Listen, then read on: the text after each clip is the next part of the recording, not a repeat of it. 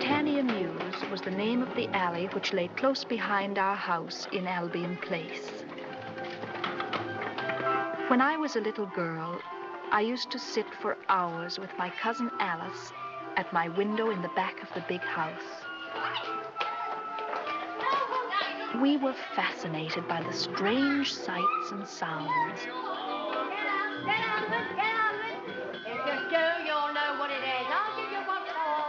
By the people, the stablemen, and the others who lived there. I had never set foot in the Mews. That was strictly forbidden. Until the day Cousin Alice dared me to.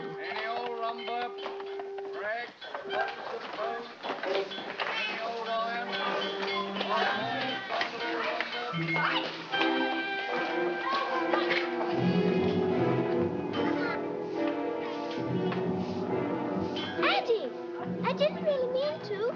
You mustn't. I was never one to refuse a dare.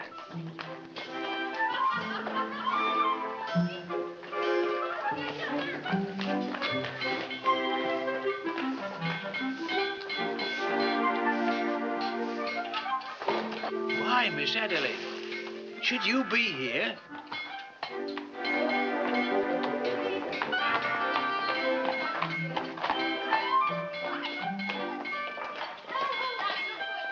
Good morning, miss. Good morning to you. And where are you bound, miss? To the end of the Mews and back.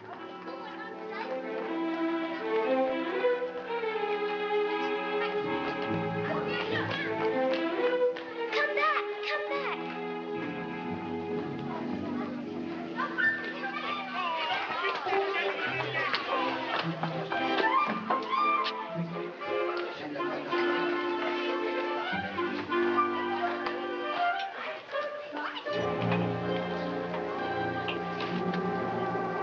Little girl, would you like a penny? Here's a penny for you.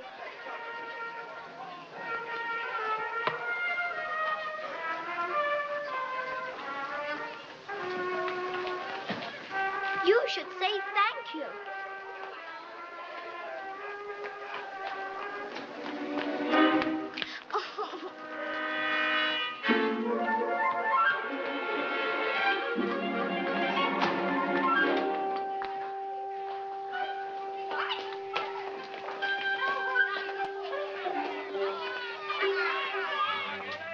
Well, I saw it all.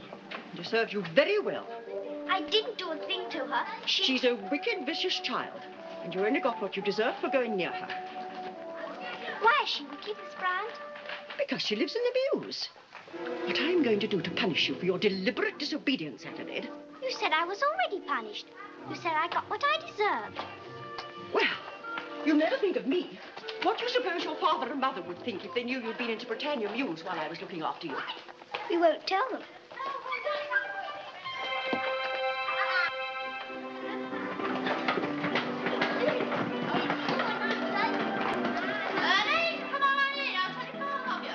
As the years passed, I could never get the Mews out of my mind.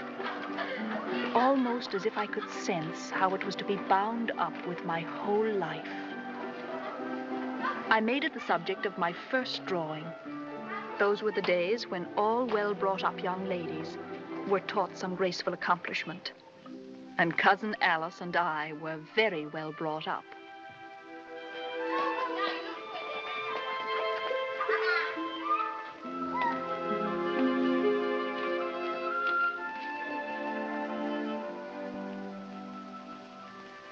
Very gratifying, Miss Culver, for a first lesson, quite gratifying. But since there is always room for improvement, even in those of us whose whole soul is devoted to art, let us put this aside for future comparison.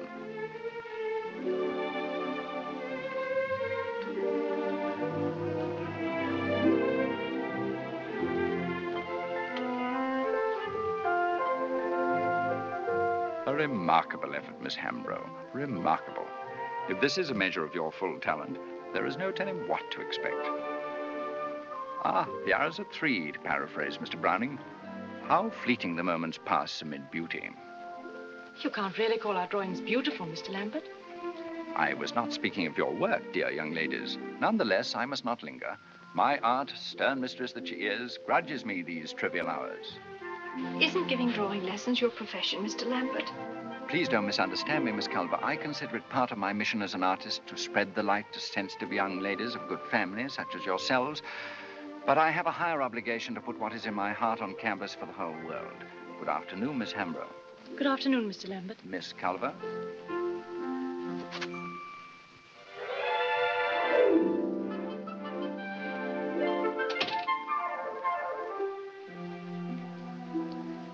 I'm going to practice 3 hours every day and surprise him next week. You never used to care very much for drawing when Miss Bryant tried to teach you. Oh, Miss Bryant. Mr. Lambert's rather handsome, isn't he? Do you think so? I wasn't sure. It's so hard to get a good idea of what they're really like unless you look them straight in the face. And if you do, heaven knows what they think. Try watching him when he's showing me something. That's what I did.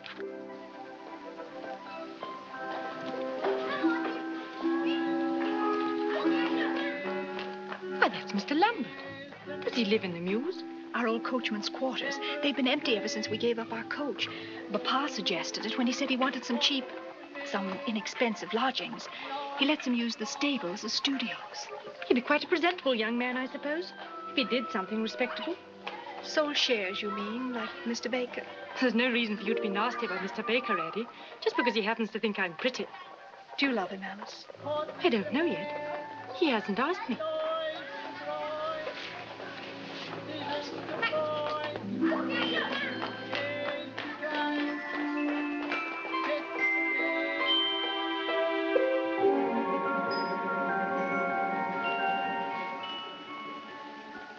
I hoped, oh so passionately, that I was improving.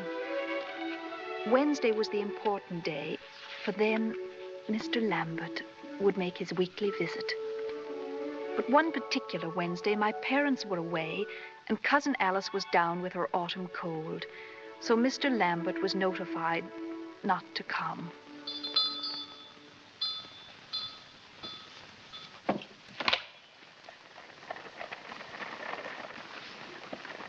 Mayn't I come in? Oh, of course. Only I thought... You see, I wasn't expecting... Didn't Johnny Hambro bring you a note? What note? Oh, dear, how could he have missed you? A message from my cousin Alice. She has a cold. Oh, I'm sorry to hear that. So you see, there won't be a drawing lesson today.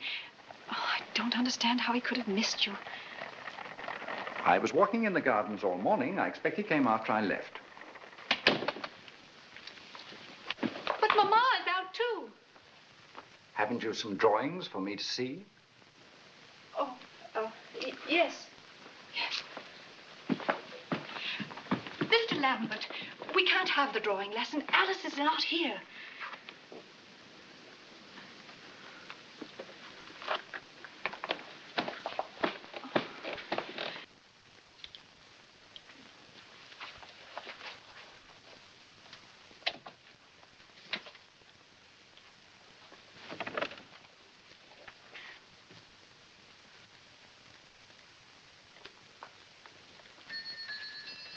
Have you really never been alone with a man before? Of course I have, dozens of times, but, well, always at dances or picnics Where there were rescuers nearby if you had to cry for help. Mr. Lambert, if you think that I'm afraid that you're going to do me some harm, it's not that at all. It's merely... Merely convention in polite society which requires a chaperone. Do you think that's sufficient reason to send me packing now that I've come? No, it is rather silly, really. But I suppose many conventions are.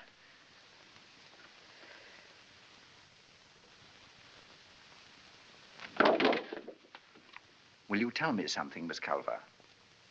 What made you decide you should have drawing lessons? I didn't decide. Mama and Papa did, but naturally one must have some accomplishments. Yes, I suppose so. So many young ladies give so much time to their drawing lessons and music. I wonder what good it does them later. Some of your friends are already married, I suppose. I'm not sure that's a very polite question, Mr. Lambert. Isn't it? I simply meant I wonder what they do in the evenings when they're at home with their husbands. Do they draw pictures for them or sing? Of course, if you don't think I have any talent, I shall tell Papa and he can stop paying you for my drawing lessons. Of course, if we've been made complete Adelaide, fools. I'd rather die than to hurt your feelings. I've hated deceiving you. Why have you? Can't you guess why?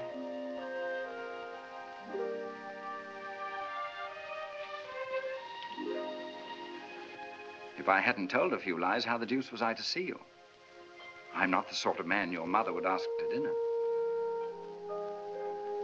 By giving you lessons, I was certain of at least once a week. You're not still angry with me.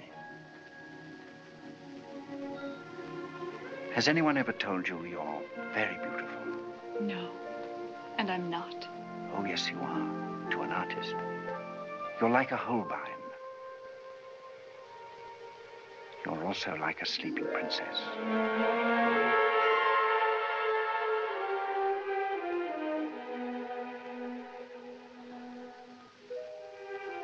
Now, whatever are you going to do with me? I'm going to tell Mama, of course. Oh, no, you wouldn't do that. When I knew Miss Hambro wouldn't be here, and I thought you would, nothing could have kept me away. But you didn't get the note. Oh, yes, I did. But we can't pretend that you didn't receive the note.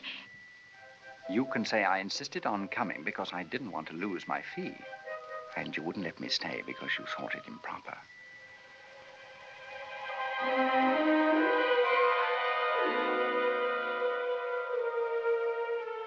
It is improper, isn't it? Very improper. You'd better go now to make it convincing. Yes, I suppose so, deplorable as the project seems. But you haven't decided when we shall see each other. I'll be back Wednesday week. But Alice's autumn cold never lasts more than 3 or 4 days. Well, I have lessons every afternoon, and in the morning I have my work. But couldn't we... There's so much I want to say. How would Tuesday morning be? I shall go for a walk in St. James's Park after breakfast as far as the bridge. Very good for one's health. A morning walk I shall do likewise. Goodbye, Adelaide. Dear Mr. Lambert. Harold. Henry. Henry.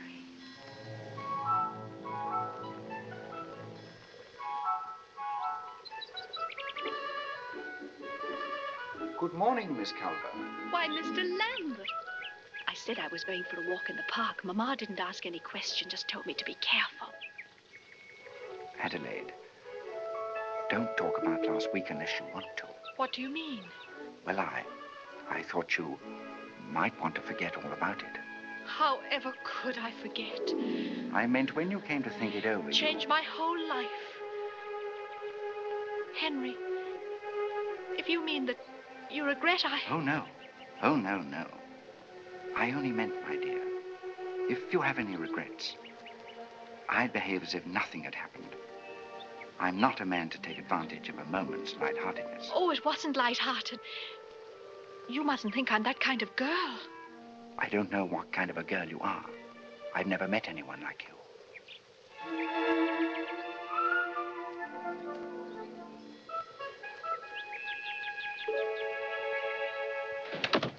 Addie? Mama? Be seated, Addie. We've some important news for you. Your papa's going to retire. Oh, Papa, I'm so happy for you. Well, we've been short of space at the office for some time now. Seemed to be no solution to the problem till my partners offered to buy my share. Naturally, it means our income will be less, but you're grown up now, and your brother is going to Cambridge next year. So we've decided to move into the country. Move into the country? But, Mama, we can't. Oh, I know you'll miss your friends, dear, but you'll soon make others. Indeed, I sometimes think a girl has better chances in the country than in town. Mrs. Orton has found a lovely place for us at Farnham. Farnham? A little house called Clatt's End. We shall be moving in a week. There's a pretty room you can have at the back. Well, I do think you might show a little enthusiasm, Addie. Mama, Papa, there's something I want to tell you. I want to get married. Oh. Adelaide, my dear. Do you mean that a young man is coming to see your papa? He will if it's necessary. It's Mr. Lambert. Good heavens. If you mean that Mr. Lambert has made you an offer, Adelaide, then it was a piece of great impertinence. I don't consider it impertinent. Why should I? Because he's a young man without any means and probably without any character. Just because he isn't famous yet. You can tell by his face that he's a great artist. And you must admit that he's very distinguished looking. Isn't he, Papa? How the deuce should I know? I read the fellow's references. I don't think I ever looked at his face. How can he be distinguished looking when we know perfectly well he has no distinction? I'm afraid you must have been rather silly, my dear.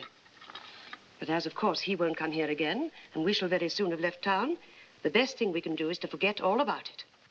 Papa. You're not to bother your father. He's quite enough on his mind as it is. Papa, I'm over 21, and I'm going to marry Mr. Lambert because I love him. Nonsense, Addie. Adelaide, you're not to see Mr. Lambert again. You're treating me like a child. You behave like a child.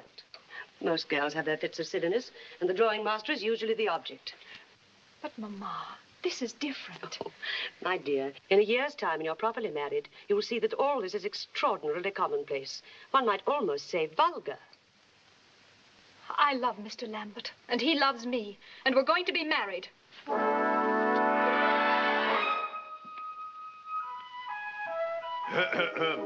Bertha, dear. Sit down. Oh.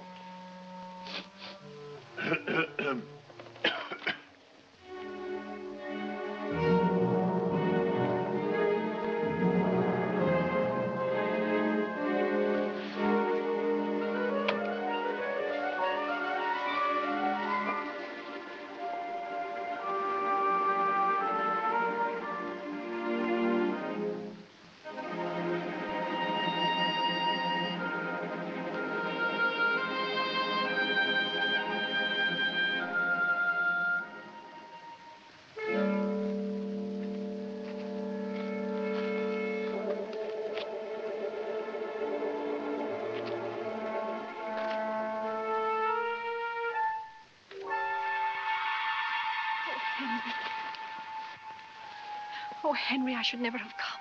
This is the wickedest thing I've ever done. Dear girl, it was your own idea. You said in your note something terrible had happened. Oh, it has. It's just dreadful. We're moving into the country. Mama's found a house at Farnham, a place called Platt's End. Oh, that does make it a bit awkward, doesn't it? It would do us no good to speak to your father before you go. I shan't be able to assure my future by then. I've already spoken to Papa. You? What did he say? Nothing, really. He was quite taken aback, of course. Well, didn't he forbid you to see me again? Didn't he propose some sort of violence against me? Papa isn't like that at all. I tell you, he didn't say either yes or no. Perhaps I should have a crack at him, feel him out, see how he takes to me. No. I think it would be better if we got married first and then told him. Married? Well, that's impossible. Don't you love me, Henry? Oh, you're the sweetest. Oh, then that's all that matters. We'll be married. My dear girl, you must listen very carefully. It's not an easy thing for a man to bear his soul. You're going to disillusion me now, aren't you? No. I'm going to tell you all the reasons why we cannot be married. First, my income from drawing lessons is hardly enough to... I have £100 a year. Have you? We could live on that for 6 months, couldn't we? In Britannia, Mews, yes. That would give you time to finish your academy painting. Adelaide, please, I must go on. Didn't you notice something strange about me when we met just now, that I was trembling a little? You weren't really. I upset you by telling you that I was frightened. No, I was shaky. Shaky because I'd had about 4 drinks too many. I don't know what you mean. I drink too much. I get drunk. I mean, if you walk through the Mews and listen to my enemies, they'll tell you I drink like a fish. They'll tell you I'm no good. I'm not interested in low gossip. I know enough of what's true about you, and I can guess the rest. But you don't know what the Mews is like. You don't know what it means to live in a slum. It hasn't hardened you as much as you'd like me to believe. Ordinary men can't rise above their backgrounds, but great artists can. We'll be married. We'll be married. By special license. That's the best way. I looked it up in Whittaker. You get it at the Vicar General's office in Doctors' Commons between 10 and 4. 10 and 4. Oh, we should get it the day before I'm supposed to move. Then I can start for Farnham with Mama and Papa, make an excuse at the station, and meet you at the registrar's office. Did you happen to find out how much it costs? £3, 7 and 6pence. Isn't that a small price to pay for heaven? Heaven. Scrubbing floors was one of the things I hadn't thought of there in the park. In those first few weeks of marriage, I cooked and I cleaned and I furnished our home from little odds and ends. It was worth it. Our hopes were high because Henry was hard at work on his masterpiece. I even posed for him when he wanted me to.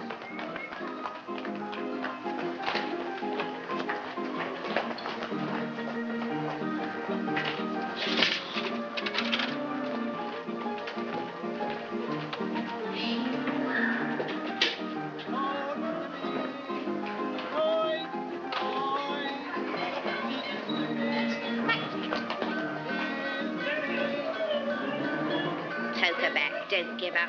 She's been cleaning ever since she moved in. You might find an example in her. Look who's talking that lives in a pigsty.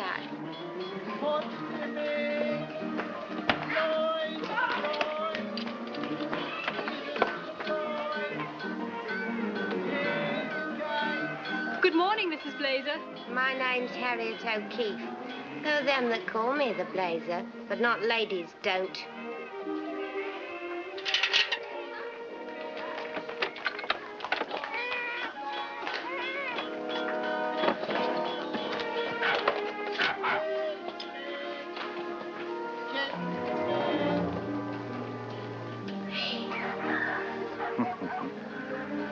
I can just hear your mother saying a young matron must establish relations with her neighbors.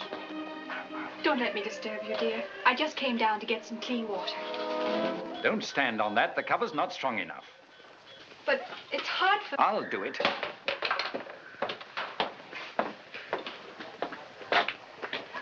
You think you'd realize a basket like that is not made to stand on.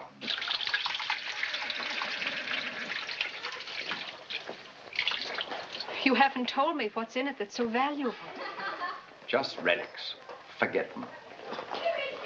You make me feel like Bluebeard's wife. Is there some secret in your life that I mustn't know about?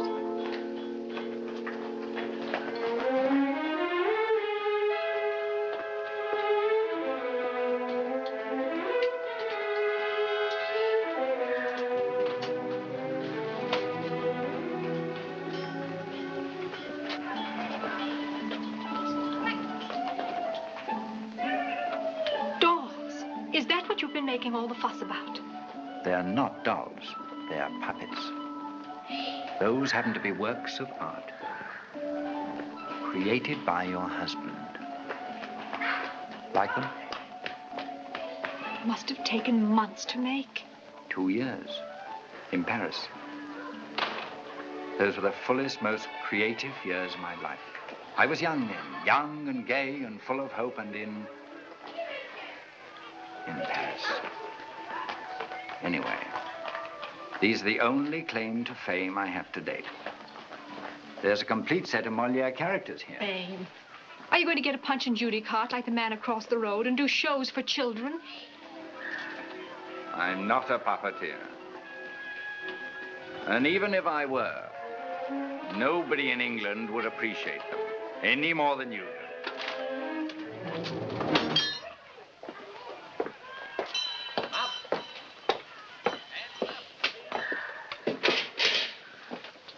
Finished upstairs if you need me to pose. I told you I'd call you if I needed you. You mustn't hurry me or prod me in any way. That's the death blow to the creative impulse. I'm sorry, Henry. But it is discouraging to see the days go by and you're no further along with it. I've been considering a basic change in composition. Perhaps 2 figures are not enough for a work of this size. Possibly you should have a lady-in-waiting or something. Another change? Yes, another change. I can't visualize the way I should being cooped up in here like this. I think I shall go for a stroll and see if I can get some fresh inspiration. Do try to be inspired as quickly as possible, Henry.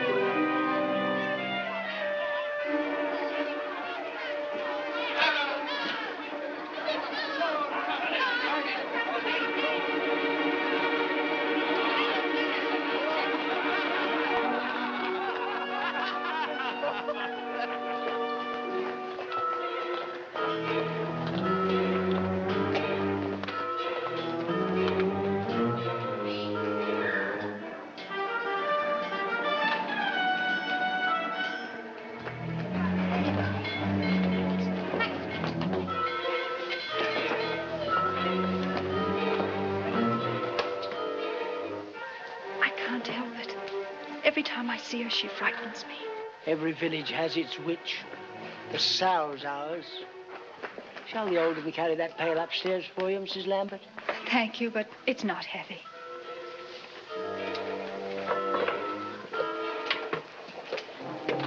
In those days, I rarely left the Mews. Until one day an urgent letter arrived from my brother Treff and cousin Alice, asking that I meet them at Brummell's for tea. It was the first time I had heard from any member of my family since my marriage.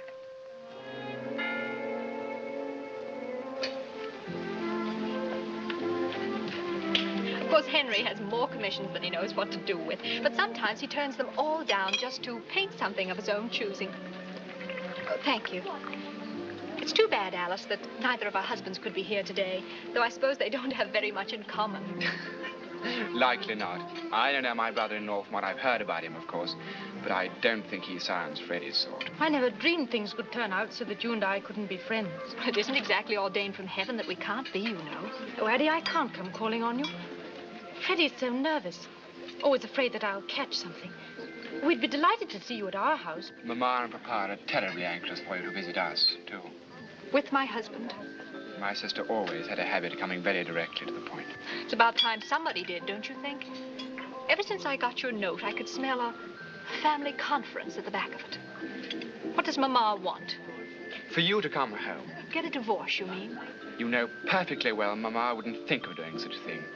But it's quite possible for a woman to leave her husband decently if the marriage isn't working out. You can tell Mama that mine is working out perfectly. I'd be happy to, just to see the look on her face. Oh, by the way, I'm supposed to give you this calotype we had taken of the house at Farnham. Mama remembered that you hadn't seen the place.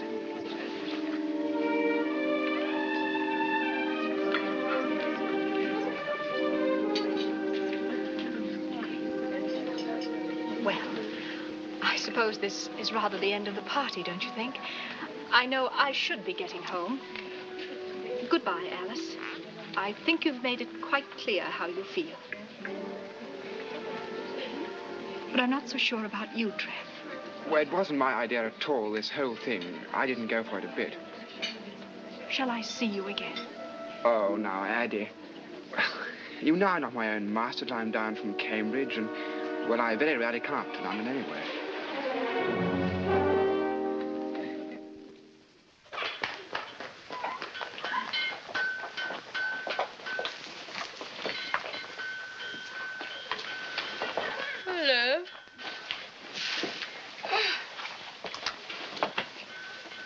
Where's my husband? Went out for a drink, he said. Been gone for hours. How good of you to wait for him. Especially when he's been working you so hard. I don't mind, dearie. I think he's fun.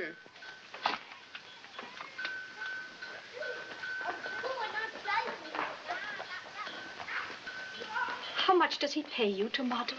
He don't pay me. I like modeling. I think you should be paid.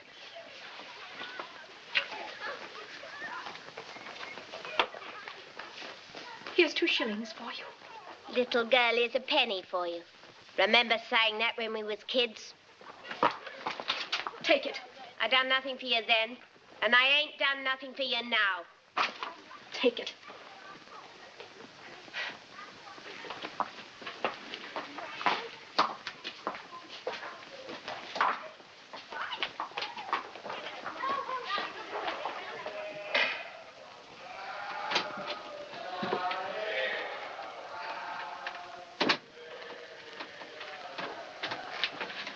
Henry, I will not have wood chips in the flat, too. Take your useless puppets downstairs where they belong. Little wife. Little home. Don't see the joke, do you? They do down at the Red Lion. You've been talking about me at the Red Lion. I told them you were the best little wife in the world. Am I? Henry, I want to leave the Mews. Go ahead. I told you not to come in the first place. Tried my best to stop you, but you would do it. I must have been mad. That's what I thought. I never was more surprised at anything in my life. Henry, I wasn't talking about us. I was talking about this place, about the Mews. The same thing. You mean, didn't you expect me to marry you? Of course not. If every girl I kissed expected to marry me...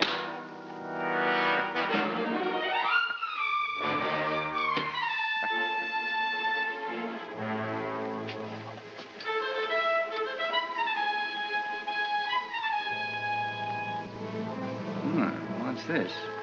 Drink no more. How much of this stuff have you given me? You can see for yourself. I noticed the coffee tasted worse than usual. I suppose this is the answer. Colorless and odorless is guaranteed. My dear, if you'd told me in advance, I could have saved you half a crown. I'll get rid of it for you.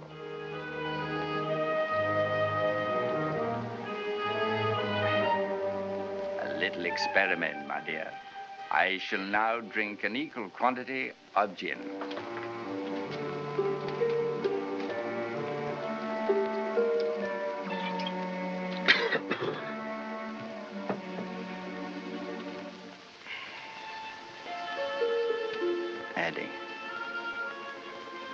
Addie, why did you marry me? Because I loved you, and I wanted to help you. But now I see that I was foolish. And you don't love me? Love not stronger than death and all that? I don't know. I don't know what I feel. Shame.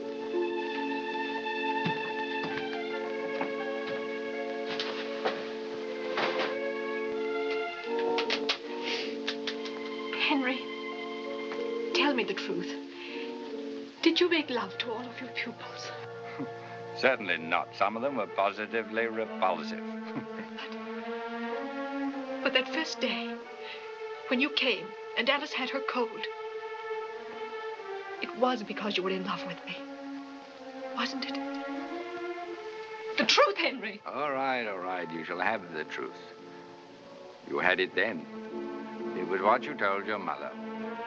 I came because I could see no reason why I should lose my fee.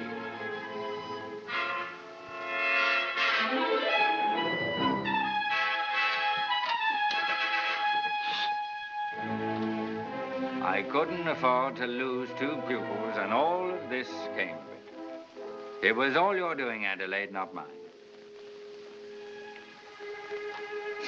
If you find the truth bitter, my dear, don't ask for it. I'll wind the clock. Householders always wind clocks. You didn't mean that, Henry. You're drunk. Of course I'm drunk, my dear, but I meant it. In vino veritas.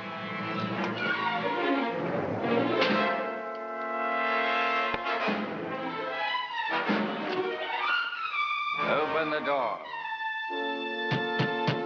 Open up. A wife has no right to lock the door of her husband.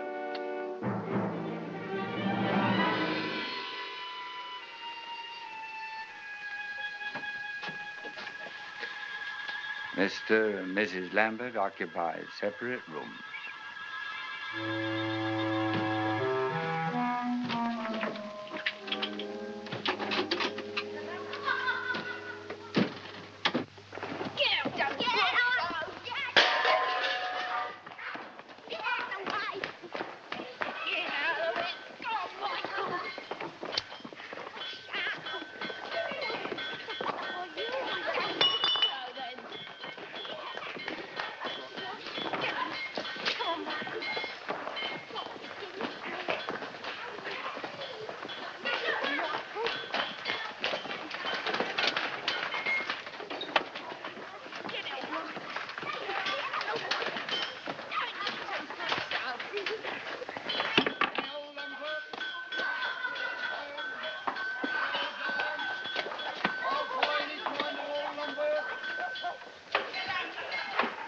Any old lumber, bread, butter and bone.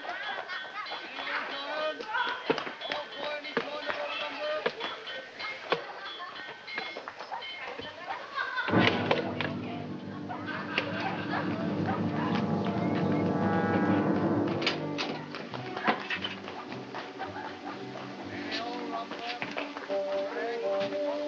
I see you didn't wait for me for breakfast. Nor for luncheon.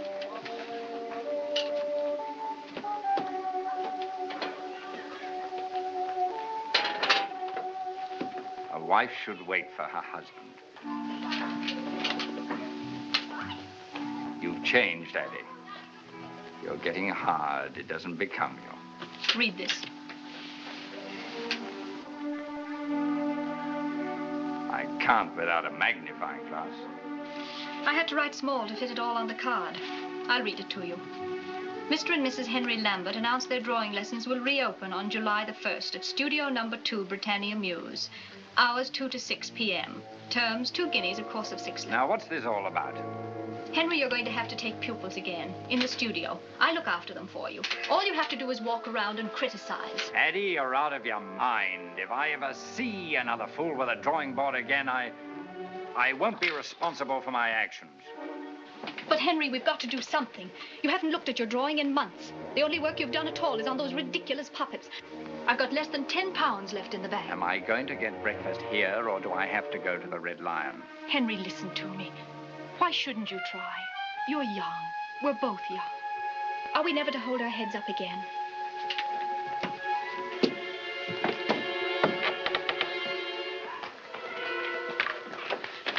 Henry. You said I've grown cold. But I had to, or I couldn't endure this place. I've had to shut myself out from everybody and everything I ever knew. Not even answer my mother when she writes to me. The more fool you. If you did, you might get some money from her.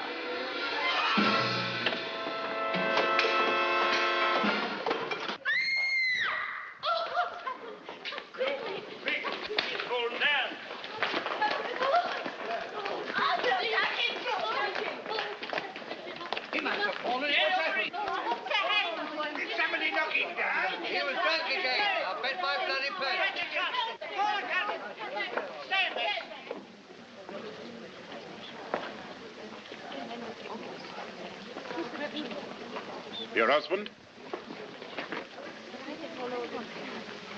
Yes. Your name? Mrs. Henry Lambert. Can you make any statement as to how it happened? Did he fall or was he pushed? Silence there. I've seen it all. Your name? Mrs. Mancy, number 9. Rags and old clothes. You saw it, eh? On me oath, I was in my doorway opposite. I see them standing. He pushed past her and missed his footing. I'd have been down sooner, but I move heavy. Accidental death it was. Poor soul. Go to the station. Tell them to send an ambulance and a surgeon. Move on there. Move on.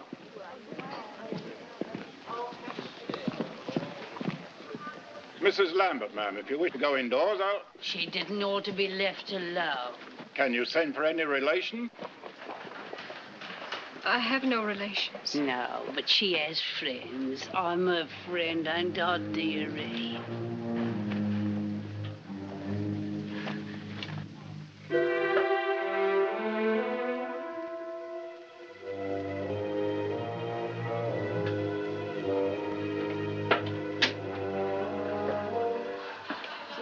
dearie. Come to see what I could do. Make you a nice cup of tea, eh? No, thank you. I got me papers just now, I did, for the coroner's hearing. I suppose you did likewise. Summons to the inquest, you mean? Yes, I did. Nasty business. But don't you worry, dearie. I'll make it sound all right for you. Why should I worry? It was an accident. It's the talk. I'm your friend, I am. Going to help you out of your trouble. But I've got so many troubles of my own, it's hard to think of anything else. It's very kind of you to be concerned about me. I appreciate it. Pains in my chest I got you couldn't know, dearie. I'm that bad. But can I have a doctor to ever look at me poor old heart on what I make out of rags and old clothes? Oh, no. I'm sorry. I wish there was something I could do for you. 2 months behind in the rent, I am. Going to be thrown into the street. I have a little money in the bank that I don't need now. I should like to write you a check for £5 if I may. Well, that's the dearest, sweetest thing I ever heard. Right plumb in the middle of your own loss and misery.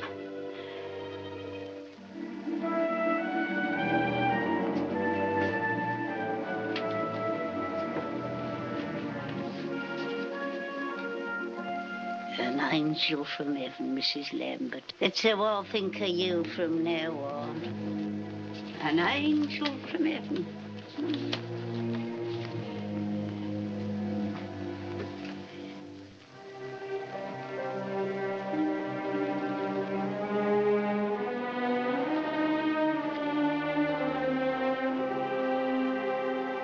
Heaven was gone. The coroner wrote its end when he closed the inquest with a verdict of accidental death.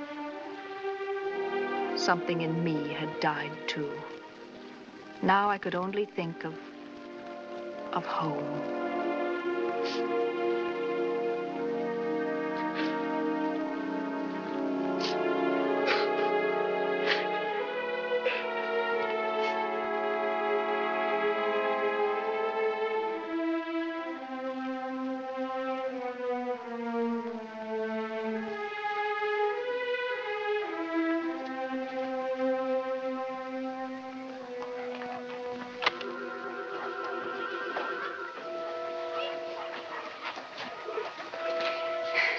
You've been taking up.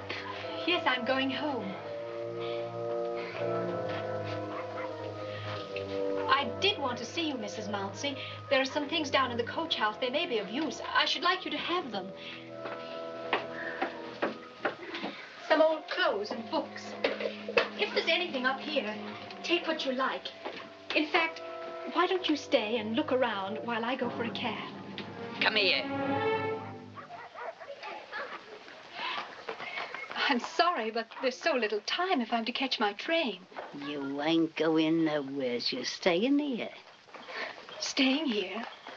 I've took a fancy to you. That's very kind of you. A real fancy.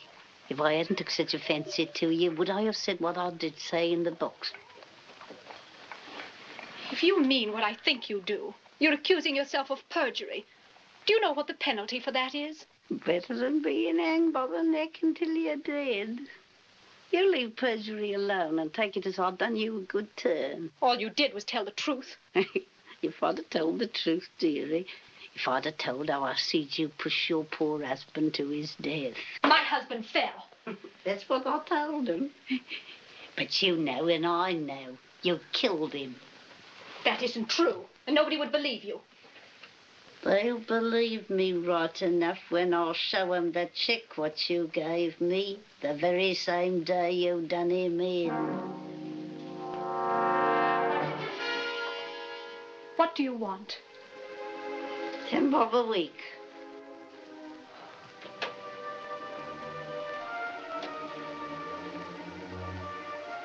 $8. 10. Very well.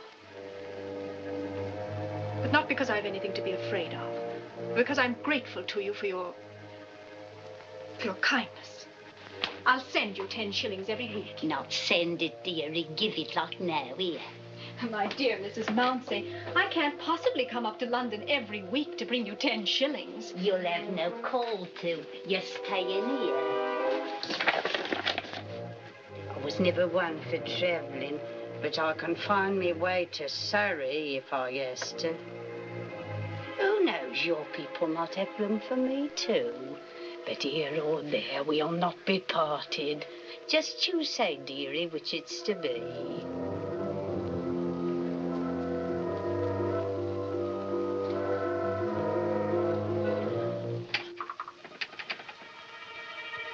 Have you made up your mind yet?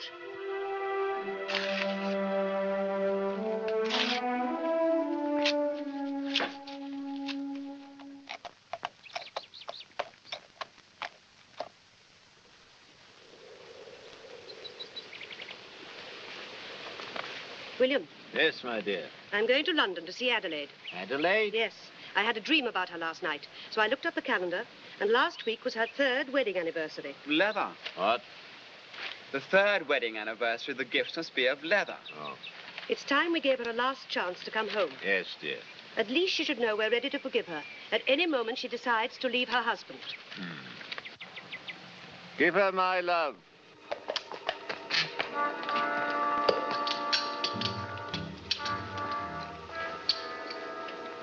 Wait a minute, please.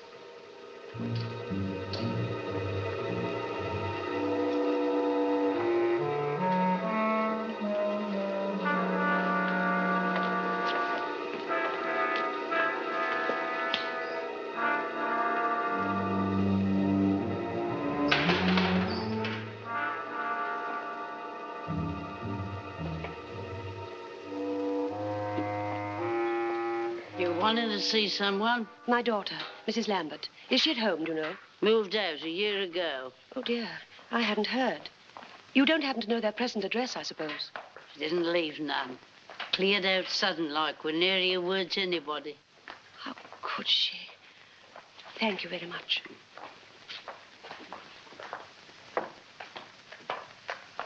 Mrs. Mounsey, Yes, dearie? were you talking to somebody down here? Nothing to bother your head about. Still, if anybody was to come asking after you, I take it you don't want no interfering with. No, I wouldn't. Here, take these books back to the shop on String Street and fetch me 2 more.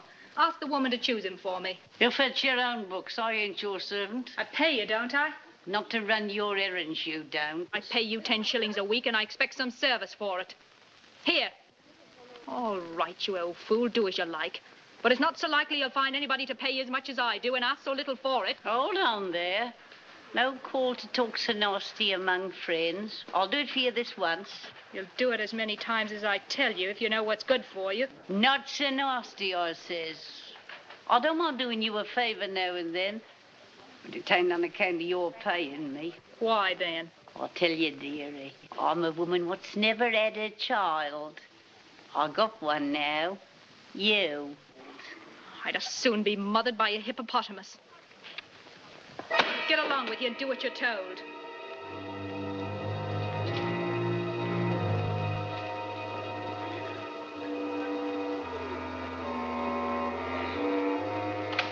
And on your way back past the red line, bring me back 4p with the gin.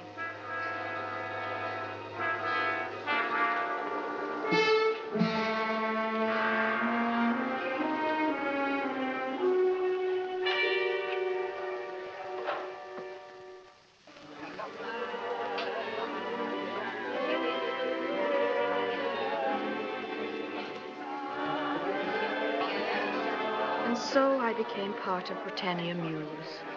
As much a part of it as the sow and the blazer and all the rest of them. I forgot how to hope. And as time passed, I knew that I would be part of the Mews for the rest of my life.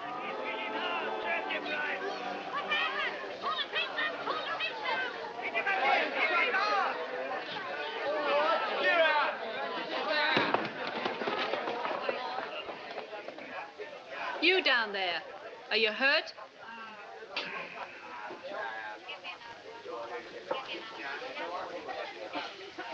If you're not hurt, why don't you get up? I beg your pardon. I had no idea there were ladies present. May I call you a cab? No. No, thank you. I don't need a cab. Will you tell me, please? How do you propose to get home? This is my home. This is where I live, here in Britannia, Mews. Please forgive me.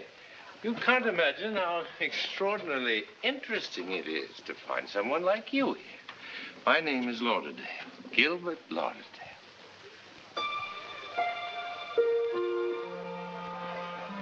What's the matter? Nothing. My name is Mrs. Lambert. How do you do? You remind me of someone I once knew. Oh, I'm always reminding people of someone else. I suppose I have no personality of my own. You know, this light in Mews is quite picturesque. That's what my husband used to say. He passed away 2 years ago. You oughtn't to live here alone. I have no choice. One has, as you say, no choice. You take a first step and the rest follows. I'm the sot you see before you because I had no choice. You're not drunk now. Of course I am. I have a remarkable faculty for appearing sober. When I was an actor, I used to start a scene stew and finish in full command. However, my managers did not think it good enough. Shall I go on with my life? There's hardly any more to tell. Please go on. Before that, of course, I studied for the law, and at the moment, I address envelopes at 2 and 6 per thousand. My feet may betray me, but my hand remains steady. And you? You married unwisely. And now something has happened to prevent you returning to your family. You have the dignity of a woman with a pitifully small income, and you don't drink much.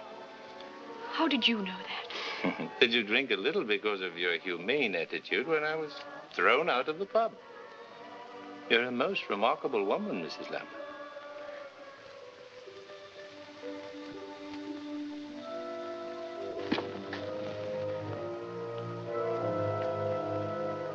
What a horrible creature. She's known as the Sow. She's hateful. See you in the morning, dearie. It's Monday.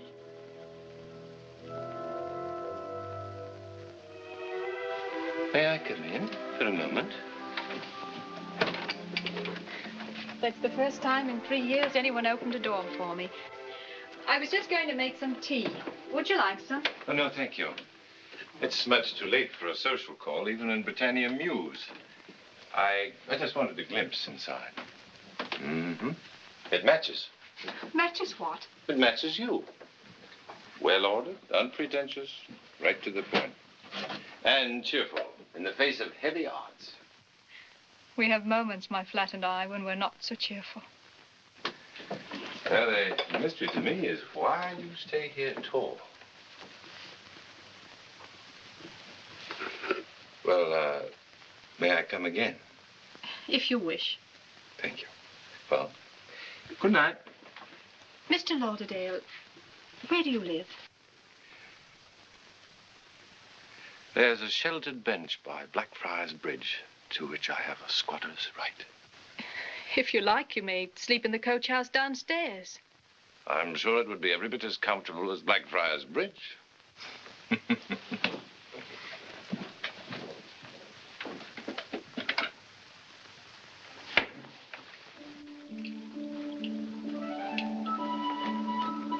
What beautiful puppets. My husband's hobby. I suppose I should have given them away to some children's home or something, but somehow I never have. But, my dear Mrs. Lambert, these are superb. Give them away. Look at this. If you mean that they represent a great waste of time, then I'll agree with you. Mr. Lauderdale, you said you'd been a barrister. I wonder, could you give me some legal advice? Oh, I'm full of advice. I can't guarantee it'll be sound. The only client I ever had is still in prison. Writes me letters all the time. Very unfriendly. This is about what I suppose one would call blackmail. That woman? Yes, the sow. Her name is Mrs. Mounsey.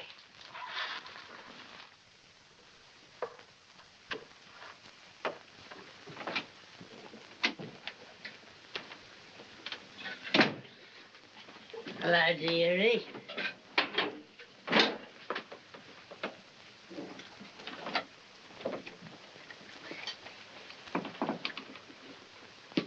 Didn't know you had company, dearie. I'll come back later. No, Mrs. Mounsey, don't go. There's something I want to say to you. You've come for your 10 shillings and... You want him to hear? Certainly. Then I don't. He's a stranger to me, and I don't do business before strangers. What's he doing here anyway? Who is he? He's a witness to the fact that I am no longer going to pay you 10 shillings a week. I'm also a lawyer. And I've informed Mrs. Lambert she can prosecute you for blackmail. A lawyer? Ah, he looks like a lawyer, doesn't he? Nasty little sponger, that's what he is.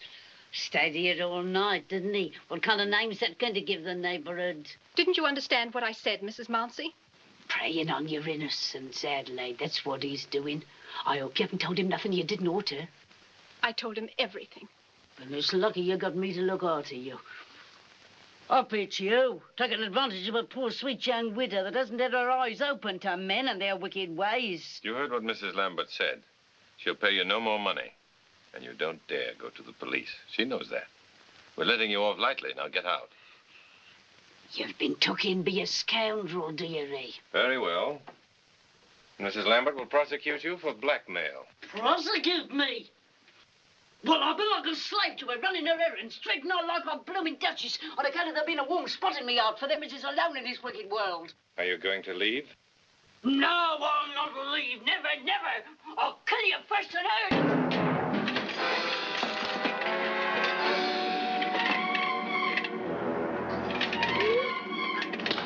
Don't! I must say, don't really think she understands.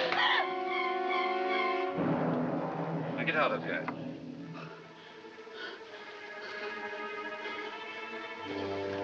If you bother Mrs. Lambert again, I'll break every bone in your body, if you have any. Like my own daughter.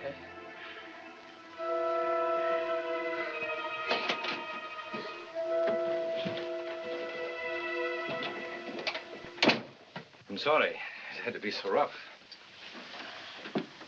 I'll always be grateful to you. It's as if you'd saved my life. As a matter of fact, you have. Yes. You can go home now, can't you? It's all I've dreamed about for 3 years. Going home. Living in the country, waking up in a pretty room, doing the flowers. Even going calling with Mama came to seem pleasant. If I could find more remunerative employment, I might be able to afford this flat after you've gone. I've become attached to the Mews overnight.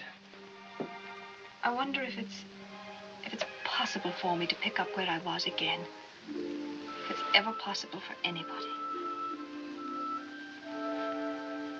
You wouldn't think of staying on here, would you? Yesterday, I'd have said that there was nothing more in the world I wanted than to leave the Mews, and now... Suddenly, I don't think I want to go at all. Perhaps I'm no longer fit for ordinary, pleasant living. There's nothing ordinary about you. The curse of it is, I'm already married. Oh, she's in America now. I haven't seen her for years. It only lasted 10 months. If I did keep the flat, you could still sleep downstairs in the coach house. As a lodger, I think I should tell you, addressing envelopes is not very profitable. If I make 10 shillings a week, I do very well. Well, then you can give me 5, and I won't be out of pocket for your food. Or, as I said, I might get something better. Especially if I stop drinking. Oh, I shan't expect that. But if you do drink badly, of course I shall turn you out. But I don't expect you to stop drinking. You know, if you tried to stop me, I should undoubtedly get worse. But because of your attitude, I should probably stop. There's one thing. I don't care what other people think, but I do care a great deal about my own self-respect. In such an arrangement as we're proposing, there's a danger. We must be very careful not to become too fond of each other. I'm just if I can guarantee not becoming fond of you. But I will promise to keep from showing it. That's what I mean.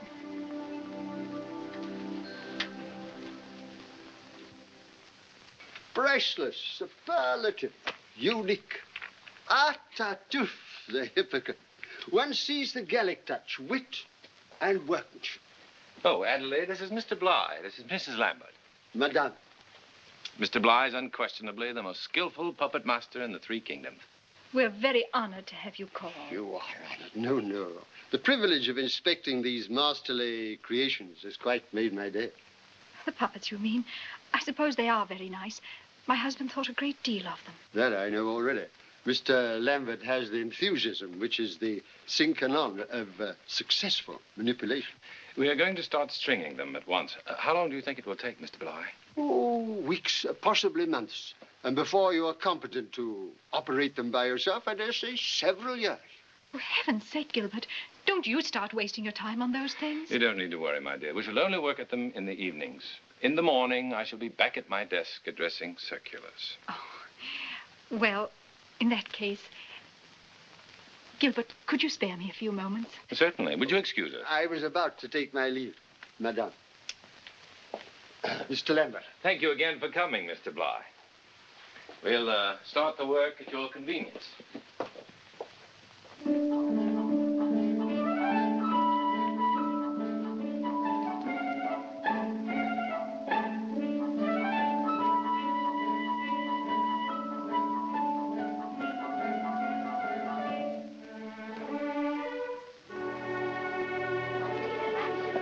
Perhaps I shouldn't have surprised you about the puppets. Nothing surprises me anymore. Not even my being called Mr. Lambert? It's very logical from their point of view. Much easier talking about the Lamberts in number 2 than about Mrs. Lambert and Mr. Lauderdale. Much more proper, too. And you're still just as deeply concerned with what's proper as Miss Culver of Albion Place ever was. Yes, I know.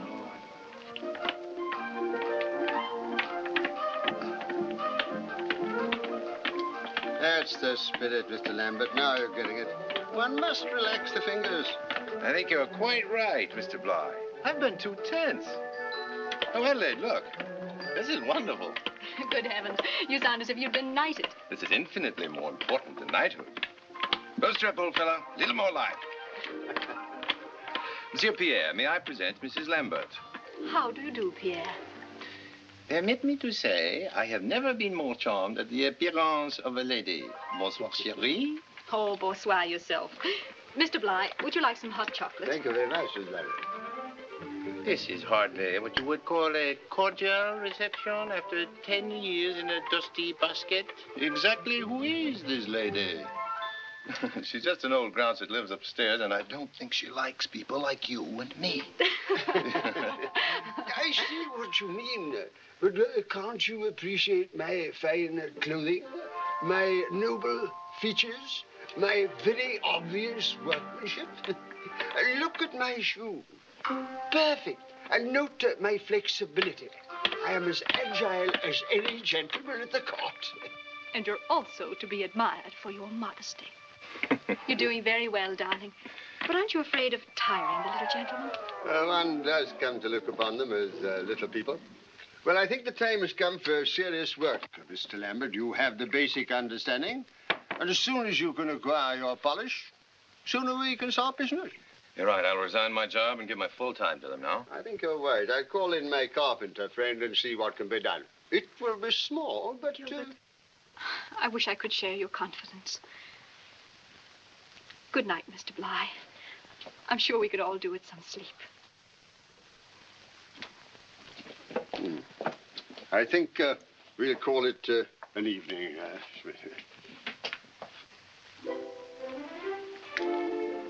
I do hope we make a success of you, you little devils.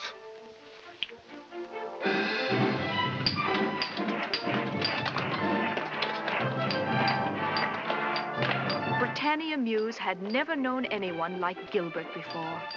We caught his enthusiasm and began to work, all of us.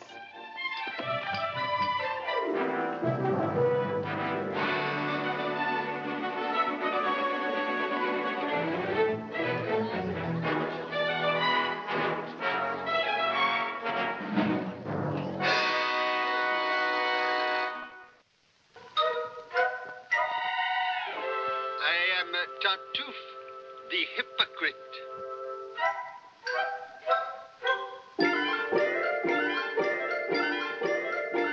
I am Elmire, the wife of Orgon.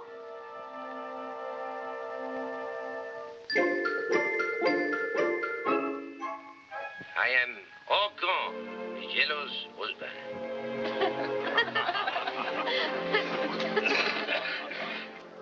People began to come.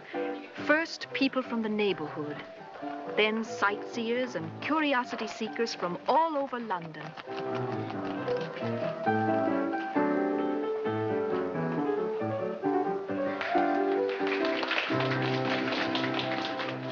Overnight, we became famous. And the Mews began to wash its face and scrub behind its ears.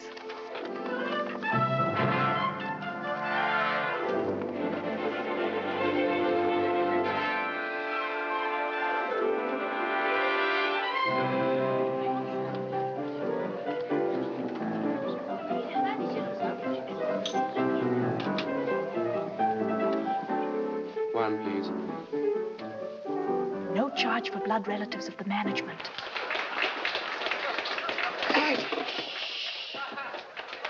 But... How are you, Trev?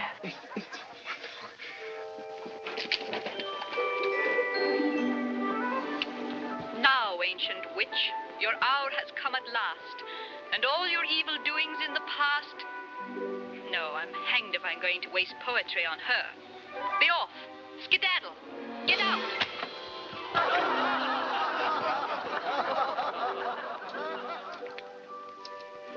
The waiting and the wandering are past. Rose of my heart, I find you here at last.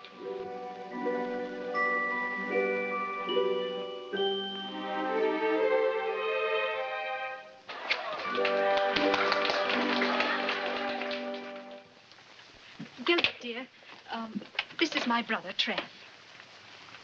Well, this is a surprise. Gilbert? I thought, it seemed to me I remembered his name was Henry. It was.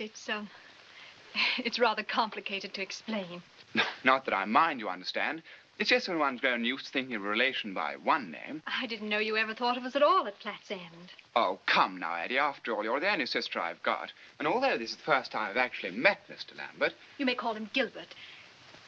It's his middle name. Henry Gilbert Lambert. We both decided that we liked it better. Perhaps you don't consider names important, but I can assure you I feel quite a different person from Henry Lambert. Oh, really? I'd no idea this was your theatre, you know, Eddie.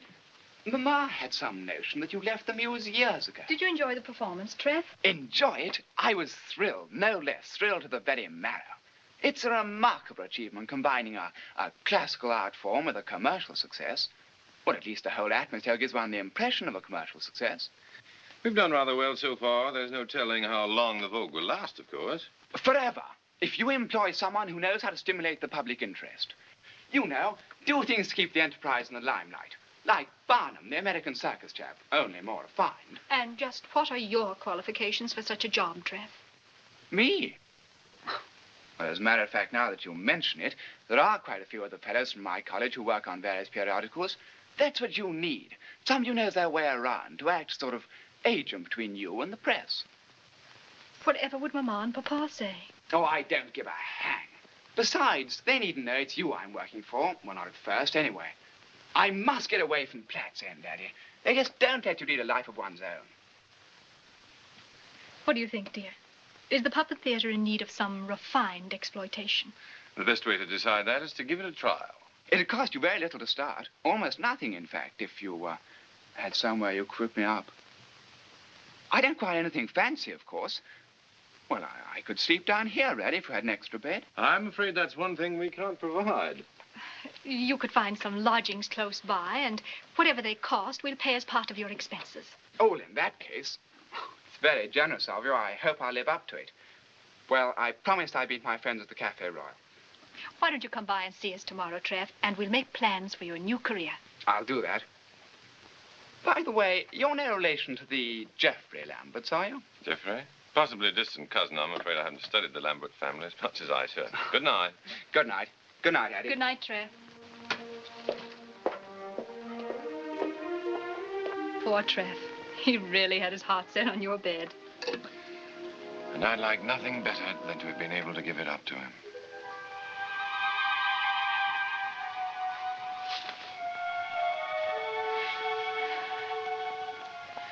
We're as much married as it's right for us to be. Sometimes your idea of what's right is a little more rigid than mine. You're an angel, my dear. It's very ungrateful of me to wish you weren't. Good night, my dearest love. Good night.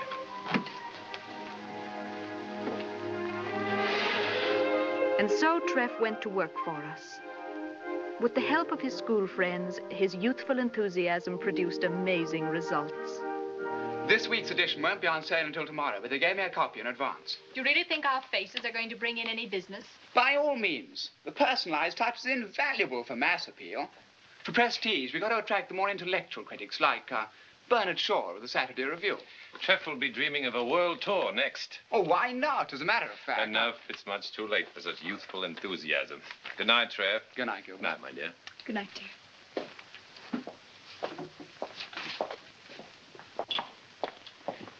Good night, Trev.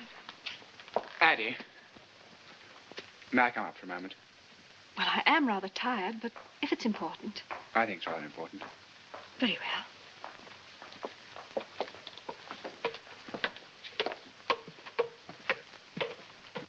What is it, Trev? Something about Gilbert and me? You know deuced well it is.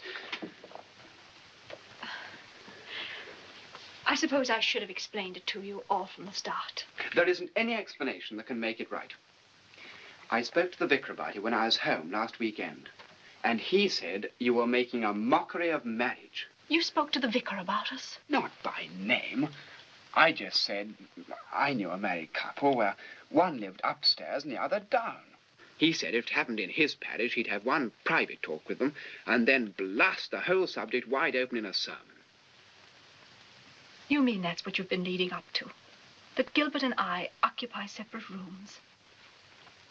Don't you love him, sis? I love him with all my heart. Then it's his idea. Well, I have a right as your brother to tell him what I think about it.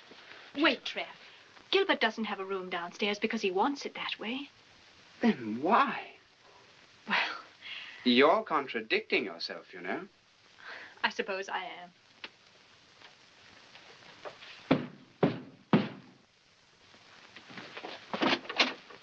Gilbert!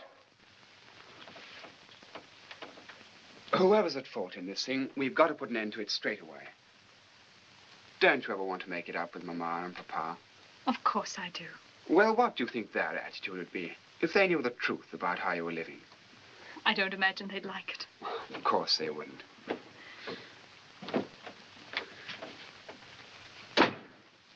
Gilbert, I've taken it upon myself. I think it's my duty to put an end to this nonsense between you and Adelaide. Trev has a very keen sense of morality. Well, whatever you may have discovered about us, you ought to know your sister well enough to know that nothing has happened to cause you the slightest concern. It's not that, dear, not that at all. It's just that Trev feels very strongly. I'm sure you can settle this much more easily between yourselves. I'm not even concerned with who's to blame. But all I ask is that an intolerable situation not be allowed to continue. Good night.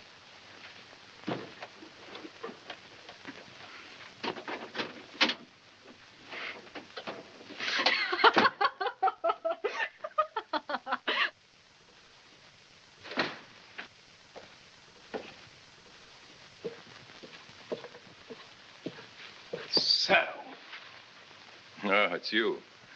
You sound rather like a comic opera villain, you know. Do you care to explain where you're going and why? I suppose I'll have to. Treff, my boy, you're still quite a young man, and there are certain aspects of conjugal life of which you're still unaware. Quite properly, of course. Are you in love with my sister? Madly and irrevocably. The fault, nevertheless, is still all mine. Treff, I'll tell you my secret. I snore. Well, so does my father, but... Not only that, but I have nightmares. None of your ordinary passive nightmares, mind you, but I scream and kick and thresh out with my clenched fists. Once in school, I hit another boy so hard one night I knocked out 2 of his teeth. How ghastly. Fortunately, my father was a dentist. But since he passed away 10 years ago, I've had to take the most rigid precautions. I've made the most frightful ass of myself.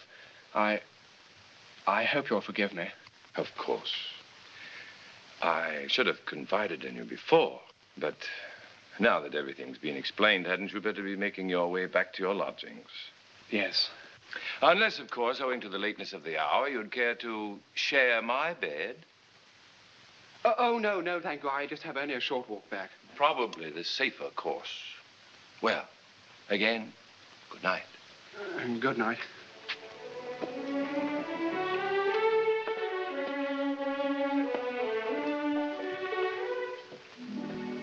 Thank you, my dear.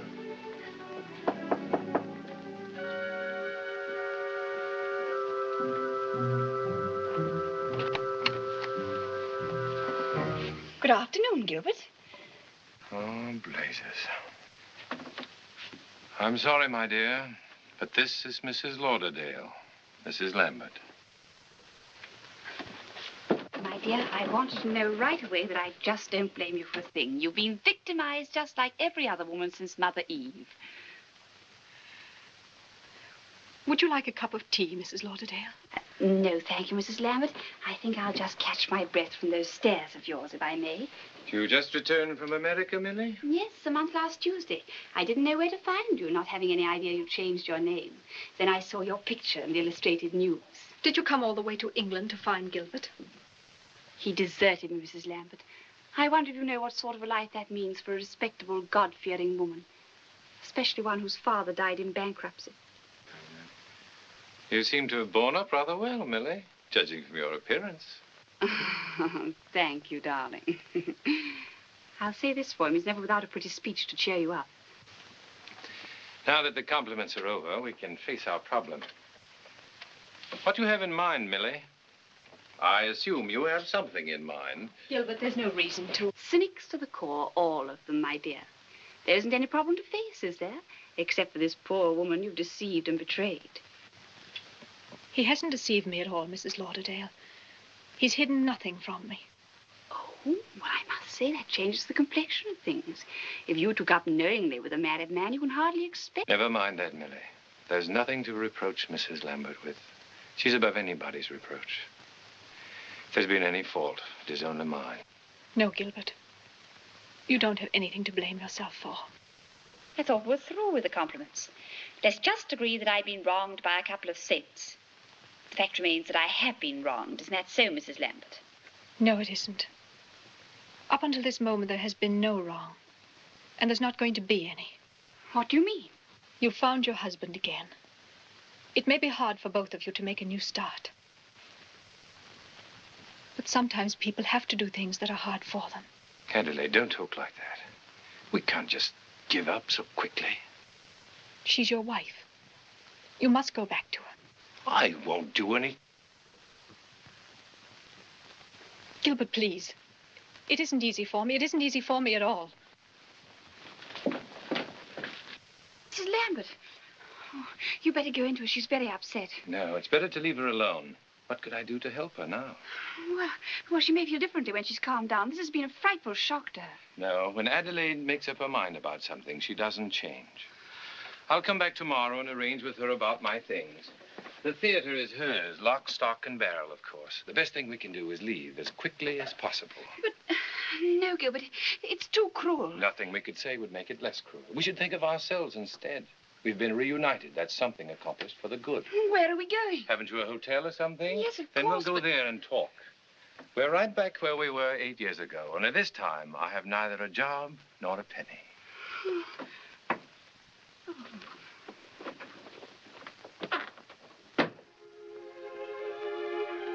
Once again, the Mews had become a place of sorrow for me. The thought of life without Gilbert was more than I could endure.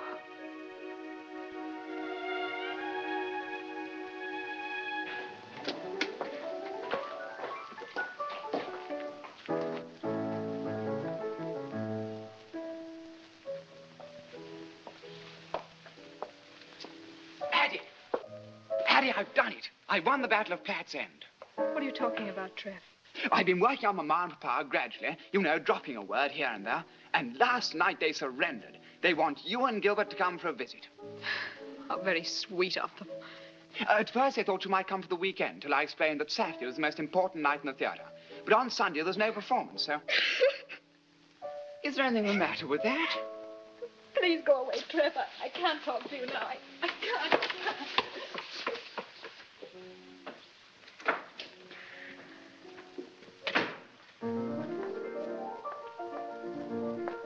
Gilbert, something terribly the matter. No, there isn't, my boy. Oh, with Addie, I mean. Sorry, I can't talk about it now. Some other time.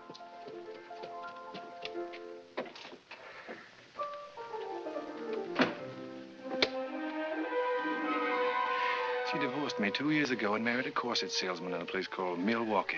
We never would have known about it if you hadn't seen through her game and insisted on giving me back to her. But I didn't see through anything. You didn't? No, of course not. I meant what I said. What's right must come before anything else. Well, what's right now is you and me. But Gilbert, you're divorced. I can't. That happened to a man named Lauderdale. Gilbert Lambert, on the other hand, is still a bachelor, but very anxious not to remain one.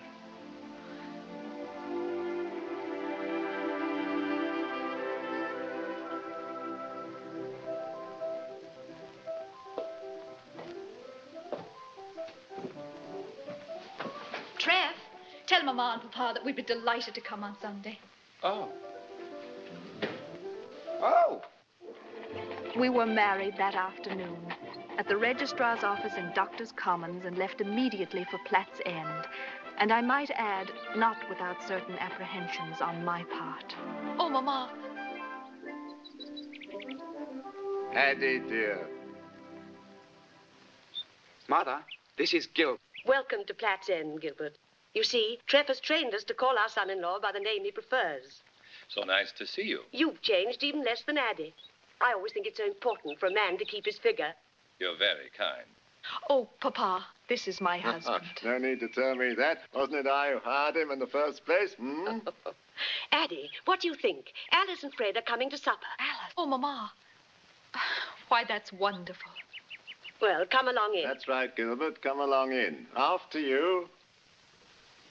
Experiment with some cutting that we had in the greenhouse. I must have been dreadfully in the way during those drawing lessons. I'm surprised Mr. Lambert didn't strangle me. Well, I was working up to it, but fortunately you had your autumn cold. And you sent the twins to call off the drawing lesson. Remember, Alice? Yes, of course I do. I've always had a remarkably good memory, you know. Well, shall we go into the drawing room? Very good idea. I'm told, Mrs. Baker, that you have 3 children, which of course I don't believe. Addie. Your father and I, we have something to say to you. Yes, Mama. It isn't always easy to be good parents. Even those with the best intentions make mistakes. Would you rather say this, William? Oh, no, certainly not, certainly not. We both realize now that we were wrong about Mr. Lambert. Oh, Mama. We didn't really give him a chance.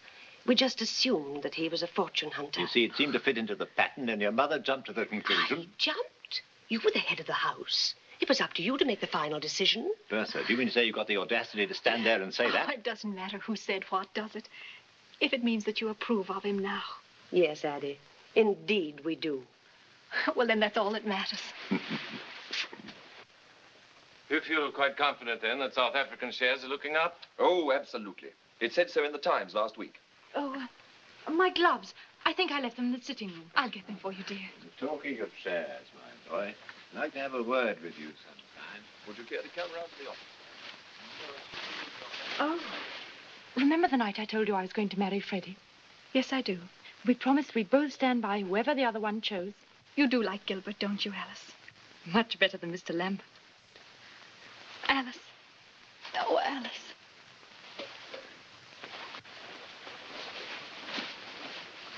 Good Very night, nice. Baker. Got them, my dear? Yes, dear. Good. Do come in and see the children tomorrow, Addie. I will. Good night, Alice. Good night. Good night. Good night, Alice. Good Good night, night. Fred. Come along, Freddie. Coming, my dear. I think we'll say good night, too. It's the same room, Addie. The one I've always wanted you to have. Yes, I know. The pretty one at the back. Good night, Mama. Good night. Sleep well, Eddie. Good night. Good night, Gilbert.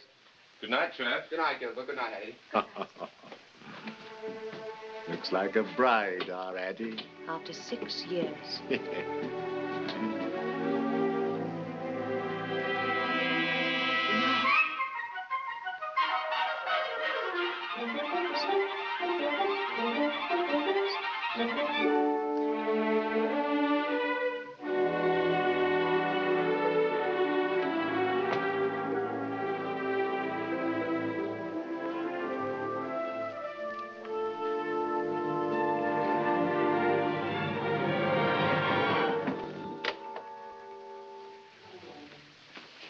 Now I'll show you your room, Gilbert. I didn't know before.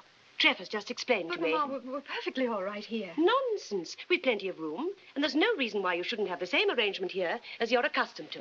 It's just along the passage. I think you'll find it quite comfortable.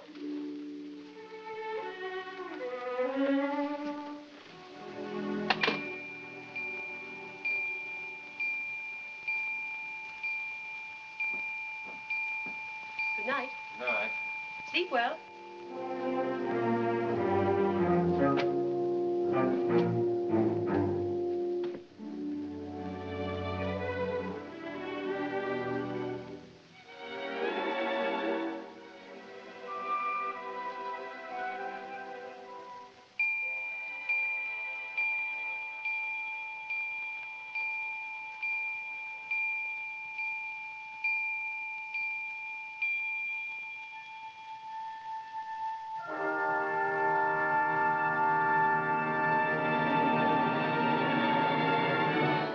My Mews is now a fashionable address.